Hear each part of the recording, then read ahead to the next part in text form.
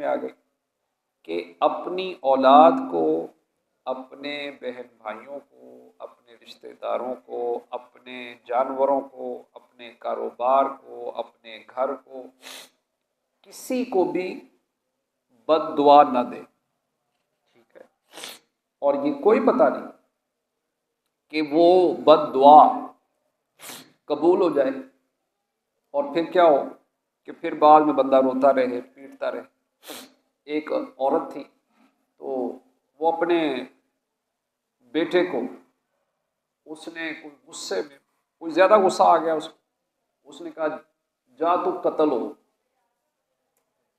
ठीक है, अच्छा वो बाहर गया, थोड़ी देर के बाद वो कत्ल हो गया। माँ के मुंह से निकला हुआ लफ्ज, थोड़ी देर के बाद वो ही लड़का, उसका बेटा कत्ल हो गया। आप ये अंदाजा करें। अब बाद में वो रोती रही, पीटती रही, अब क्या फायदा। इसलिए औरतें जो हैं खासकर, इनको ये देखा गया है कि ये औलाद को ना ऐसे ही बद्दुआएं देती रहती हैं, बद्दुआएं देती रहती हैं, बद्दुआएं देती रहती हैं। तो ये नहीं करना चाहिए। ना बाप को अपने बच्चों को बद्दुआ देनी चाहिए। हाँ ठीक है, आपको पता है कि यार वो भी बच्चे हैं, वो माँ बाप को अगर मूड नहीं दिखाएंगे तो किनको दिखाएंगे। अब अगर फ़र्ज़ करें वो नाफरमानी कर भी जाएं तो हमेशा उनकी हिदायत की दुआ करें, हमेशा दुआ, हिदायत की दुआ करें।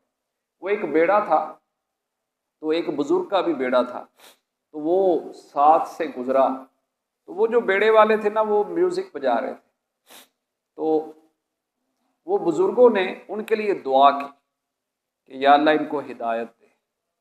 जो मुरीद थे उन्होंने कहा कि हुजूर आपने इनके लिए दुआ की, ये तो म्यूज़िक बजा रहे थे, आप तो इनके लिए बद्दुआ करते। तो आपने आगे से उनको यही फरमाया कि नहीं, बद्दुआ नहीं बल्कि दुआ देनी चाहिए।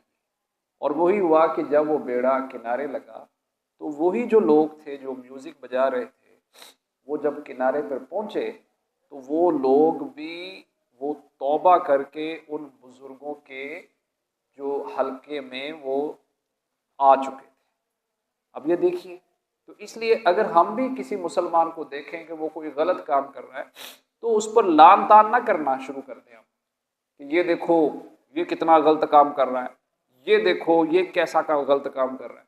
भाई लान तान ना करना शुरू कर दें। एक भटका हुआ है बेचारा, उसके लिए दुआ करें, बद्दुआ मजीद ना करें।